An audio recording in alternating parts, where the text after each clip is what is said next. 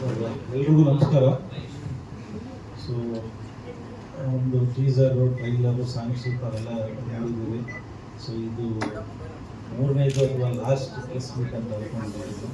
16ನೇ ತಾರೀಕು ನಮ್ಮ ಸಂಕ್ರಾಂತಿ ಹಬ್ಬಕ್ಕಂತಾನೆ ಪ್ಲ್ಯಾನ್ ಮಾಡ್ಕೊಂಡು ಬಂದ್ವಿ. Actually November children's day release ಆಗಬೇಕಾಗಿತ್ತು. ಬಟ್ ಸಂತೋಷ್ ಗಾಡ್ ಸರ್ ಎಲ್ಲರಿಗೂ ಗೊತ್ತಿದೆ.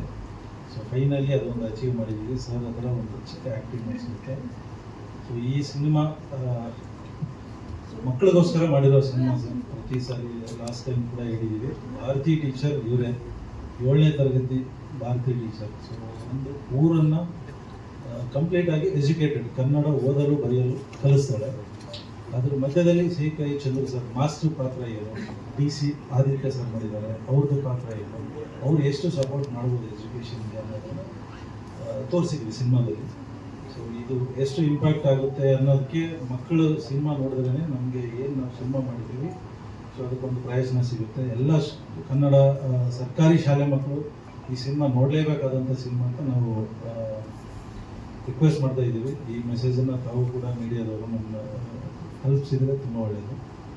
ಮಕ್ಕಳಿಗೋಸ್ಕರ ಮಾಡಿರೋ ಸಿನಿಮಾ. ಶಾಲೆ ಮಕ್ಕಳು 100-120 ರೂಪಾಯಿ ಕೊಟ್ಟು ಸಿನಿಮಾ ಬರೋಲ್ಲ. ಸೊ ನಾವು 50 ರೂಪಾಯಿಗೆ ಸಿನಿಮಾ ಮಾಡಿ ಸಿಂಗಲ್ ಥಿಯೇಟ್ರಲ್ಲಿ 50 ರೂಪೀಸ್ಗೆ ಸಿನಿಮಾ ನೋಡ್ಬೋದು. ಏನು ನಾವು ಗ್ರೌಂಡ್ ವರ್ಕ್ ಮಾಡಿದ್ದೀವಿ. ಸರ್ಕಾರಿ ಶಾಲೆಗೆ ಹೋಗಿ ನೋಡಿದಾಗ ಸರ್ಕಾರ ಯಾರು ಅವ್ರಿಗೆ ಸಿನಿಮಾ ನೋಡಿ ಅಂತ ಹೇಳಲ್ಲ, ಶಾಲೆ ಮಾಸ್ಟರ್ ಸಿನಿಮಾ ನೋಡಿ ಅಂತ ಹೇಳಲ್ಲ. ಸೊ ಅದಕ್ಕೋಸ್ಕರ ಒಂದು ದೊಡ್ಡ ಅನೌನ್ಸ್ಮೆಂಟ್ ಧೈರ್ಯ ಮಾಡಿದ್ದೀವಿ. 50 ರೂಪಾಯಿ ಕೊಟ್ಟು ಸಿನಿಮಾ ನೋಡ್ಬೋದು. ಶಾಲೆ ಮಾಸ್ಟರ್ ಆಗಲಿ, ವಿದ್ಯಾರ್ಥಿಗಳಾಗಲಿ, ಪಬ್ಲಿಕ್ ಆಗಲಿ. ಸೊ ನಾವು ಬರೀ ಶಾಲೆ ಮಕ್ಕಳಿಗೆ ಅಂದರೆ ಮತ್ತೆ ಅಲ್ಲೊಂದು ID ಕಾರ್ಡ್ ತೊಗೊಂಡು ಈ ಥರ ತೊಂದರೆ ಆಗಬಾರ್ದು ಅಂತ ಸಿನಿಮಾ ಟಿಕೆಟ್ 50 ರೂಪಾಯಿ ಮಾಡಿದ್ವಿ.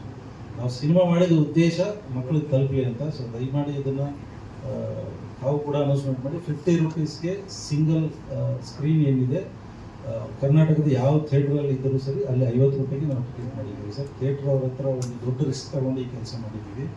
ಸೊ ಇದಕ್ಕೆ ತಮ್ಮೆಲ್ಲರೂ ಬೆಂಬಲ ಇರಲಿ ಸರ್. ಇಲ್ಲ ನಮಸ್ತೆ. ಮುಖ್ಯವಾಗಿ ಭಾರತೀಯ ಟೀಚರ್ 7ನೇ ತರಗತಿ ಚಿತ್ರದ ಮುಖ್ಯ ಕಥಾವಸ್ತು ಈಗಾಗಲೇ ಹೇಳಿರೋ ಹಾಗೆ ಭಾರತಿ ಎನ್ನುವ 7ನೇ ತರಗತಿ ಓದುವ ಹುಡುಗಿ ತನ್ನ ಊರಿಗೆ ಸಂಪೂರ್ಣವಾಗಿ ಕನ್ನಡ ಅಂದರೆ ಓದುವ ಬರೆಯುವ ಒಂದು ಕಲಿಸುವ ಹಾಗೆ ಮಾಡುವಂಥ ಸಂಕಲ್ಪ ಮಾಡ್ತಾಳೆ. ಅದನ್ನು ಹೇಗೆ ಸಾಧಿಸ್ಕೊಳ್ತಾಳೆ ಅಂತಕ್ಕಂಥ ಕತೆ. ಚಿತ್ರ ತುಂಬ ಚೆನ್ನಾಗಿ ಬಂದಿದೆ ಅಂತ ನಾವು ಭಾವಿಸಿದ್ದೀವಿ. ನಮ್ಮ ಶ್ರಮ ಅದರಲ್ಲಿ ಎದ್ದು ಕಾಣ್ತಾ ಇದೆ. ಹಾಡುಗಳಿಂದ ಅದರದ್ದು ಜೀವ ತಳೆದಿದೆ ಇಡೀ ಚಿತ್ರ. ಕೊನೆಯದಾಗಿ ನಾವು ಈ ಒಂದು ಮುಖ್ಯವಾದ ಅಂಶವನ್ನು ನಾನು ಇಲ್ಲಿ ಹೇಳೋದಕ್ಕೆ ಬಯಸ್ತೇನೆ. ಏನಪ್ಪಾ ಅಂತಂದ್ರೆ ಈ ಚಿತ್ರ ಯಾಕೆ ನೋಡಬೇಕು ಅನ್ನುವಂಥದ್ದಕ್ಕೆ ನಮ್ಮದೇ ಆದಂತ ಒಂದೆರಡು ಕಾರಣಗಳಿವೆ. ಏನು, ಈ ಚಿತ್ರದ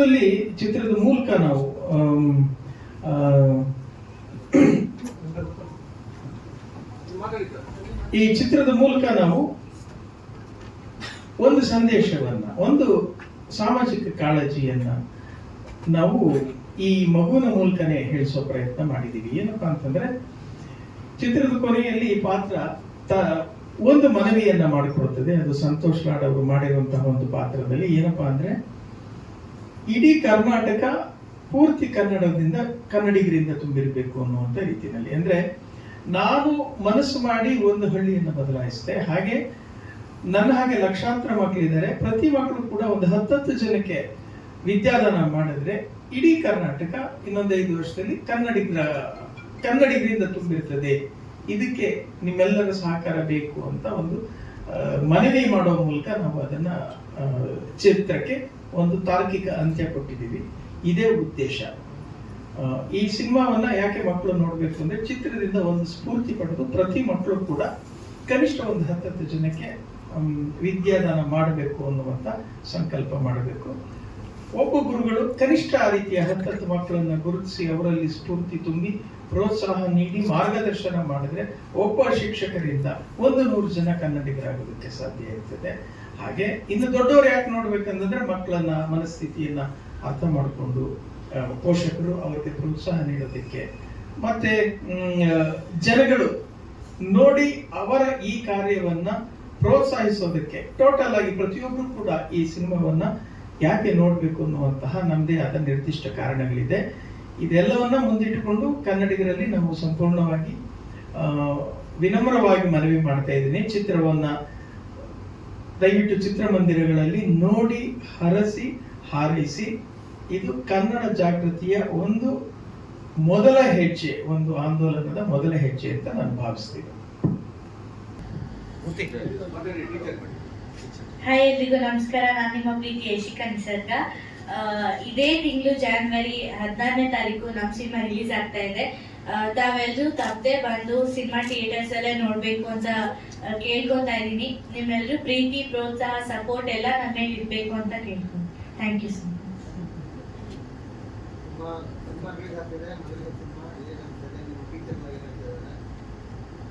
ನನ್ಗಂತೂ ತುಂಬಾ ಖುಷಿ ಆಗ್ತಾ ಇದೆ. ಯಾವತ್ತೋ ಒಂದ್ ದಿನ ನಂದು ಅಂತ ಒಂದ್ ಸಿನಿಮಾ ರಿಲೀಸ್ ಆಗುತ್ತೆ ಅಂತ ನಾನು ಅನ್ಕೊಂಡಿದ್ದೆ, ಬಟ್ ಅದು ಇಷ್ಟ ಬೇಗ ಆಗ್ತಾ ಇದೆ. ತುಂಬಾ ಖುಷಿ ಆಗ್ತಾ ಇದೆ. ಭಾರತಿ ಇದು ಮೈಂಡ್ ಸೆಟ್, ಅವಳದೊಂದು ದೊಡ್ಡ ಆಸೆ, ಕನಸು ಏನಿದೆ ಅಂದ್ರೆ ಅವಳು ಮಾತ್ರ ಅಂದ್ರೆ ಅವಳು ಮಾತ್ರ ನೋಡ್ಕೊಳ್ಳಲ್ಲ, ಅಂದ್ರೆ ಅವಳು ಮಾತ್ರ ಓದ್ಬೇಕು ಆ ತರ ಇಲ್ಲ ಅವಳ ಕ್ಯಾರೆಕ್ಟರ್. ಪ್ರತಿಯೊಬ್ರು ಕೂಡ ನಮ್ಮ ಮಾತೃಭಾಷೆ ಕನ್ನಡದಲ್ಲಿ ಓದೋ ಹಾಗೆ, ಬರೆಯೋ ಹಾಗೆ ಮಾಡ್ಬೇಕು ಅನ್ನೋದು ಅವಳ ಆಸೆ, ಕನಸು ಎಲ್ಲವೂ ಕೂಡ ಆಗಿರುತ್ತೆ. ಅವಳು ಅದನ್ನ ಹೇಗೆ ಸಕ್ಸಸ್ ಮಾಡ್ಕೋತಾಳೆ ಅನ್ನೋದು ಈ ಮೂವಿ ಇರುತ್ತೆ. ತಮ್ಮೆಲ್ಲರೂ ಸಪೋರ್ಟ್ ಇರ್ಲೇಬೇಕು. Thank you. ಎಲ್ರಿಗೂ ನಮಸ್ಕಾರ. ನನ್ನ ಹೆಸರು ರೋಹಿತ್ ರಾಘವೇಂದ್ರ ಅಂತ. ಮೊದಲನೇದಾಗಿ ಮತ್ತೊಮ್ಮೆ ಸಾರಿ ಕೇಳ್ತೀನಿ ಲೇಟ್ ಆಗಿದೆ ಅದಕ್ಕೆ. ನಮ್ಮ ಸಿನಿಮಾ ಭಾರತಿ ಟೀಚರ್ ಇದೇ ಸಂಕ್ರಾಂತಿ ಹಬ್ಬಕ್ಕೆ ಜನವರಿ 16 ರಿಲೀಸ್ ಆಗಲಿದೆ. ಸರ್ ಹೇಳ್ದಂಗೆ ಬರೀ 50 ರೂಪಾಯಿಗೆ ಒಂದು ದೊಡ್ಡ ಚಾಕ್ಲೇಟು ಸಿಗಲ್ಲ ಆ ಪ್ರೈಸ್ಗೆ ನಮ್ಮ ಸಿನಿಮಾ ಟಿಕೆಟ್ ಸಿಗ್ತಾ ಇದೆ. ದಯವಿಟ್ಟು ಎಲ್ಲರೂ ಥಿಯೇಟರ್ಗೆ ಬಂದು ವೀಕ್ಷಿಸಿ ನಮ್ಮ ಸಿನಿಮಾನ, ಹಾಗೂ ನಮ್ಮನ್ನೆಲ್ಲರೂ ಆಶೀರ್ವದಿಸಿ ಅಂತ ಕೇಳ್ಕೊತಾ ಇದ್ದೀನಿ. ಸರ್, ನನ್ನ ಪಾತ್ರ ರಾಜಶೇಖರ ಅಂತ. ಸರ್, ರಾಜಶೇಖರ ನಾವು ಪ್ರತಿ ಡೇ ಟು ಡೇ ಲೈಫಲ್ಲಿ ನೋಡಿರ್ತೀವಿ. ಬಿಸ್ನೆಸ್ ಮ್ಯಾನ್ಸು ಅವರು ಇವರು ಎಷ್ಟೇ 100% ಕೊಟ್ಟರು ಬೇರೆಯವ್ರು ಯಾರಾದರೂ ಬಂದು ಲಂಚ ಗಿಂಚ ಅಂತ ಕೇಳ್ತಿರ್ತಾರೆ. ಸೊ ಆ ಸ್ಟೋರಿಯಿಂದ ಹುಟ್ಟಿದ್ದು ರಾಜಶೇಖರನ ಪಾತ್ರ. ಆ ಪಾತ್ರ ಮಾಡಬೇಕಾದ್ರೆ ತುಂಬ ಚಾಲೆಂಜಿಂಗ್ ಆಗೇ ಇತ್ತು. ಸೊ ನಮ್ಮ ಪ್ರಸನ್ನ ಸರ್ ನನಗೆ ಅಲ್ಲೇ ಟಿಪ್ಸ್ ಕೊಟ್ಟು ಆ್ಯಕ್ಟಿಂಗ್ಗೆ ಫಸ್ಟ್ ಟೈಮ್ ಆಗಿರೋದ್ರಿಂದ, ಹಾಗೂ ನಮ್ಮ ಎಲ್ಲ ಕೋ ಆ್ಯಕ್ಟರ್ಸ್ಗೂ ದೊಡ್ಡ ಥ್ಯಾಂಕ್ ಯು. ಅವರೆಲ್ಲರೂ ನಮಗೆ ಸಪೋರ್ಟ್ ಮಾಡಿದ್ದಾರೆ, ಕೋಆಪರೇಟಿವ್ ಆಗೂ ನೋಡಿದ್ದಾರೆ. ಸೊ ಇವರೆಲ್ಲರ ಸಪೋರ್ಟಿಂದ ನಾನು ಪರ್ಫಾರ್ಮ್ ಮಾಡೋದಾಯಿತು.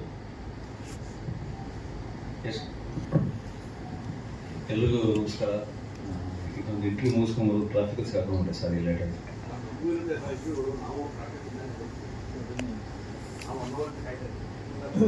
Sorry sir.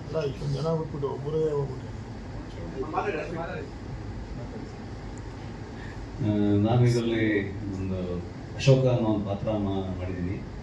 ಸಂಕ್ರಾಂತಿ ಹಬ್ಬದ ನಂತರ ನಮ್ಮ ಭಾರತಿ ಟೀಚರ್ ರಿಲೀಸ್ ಆಗ್ತಾ ಇದೆ.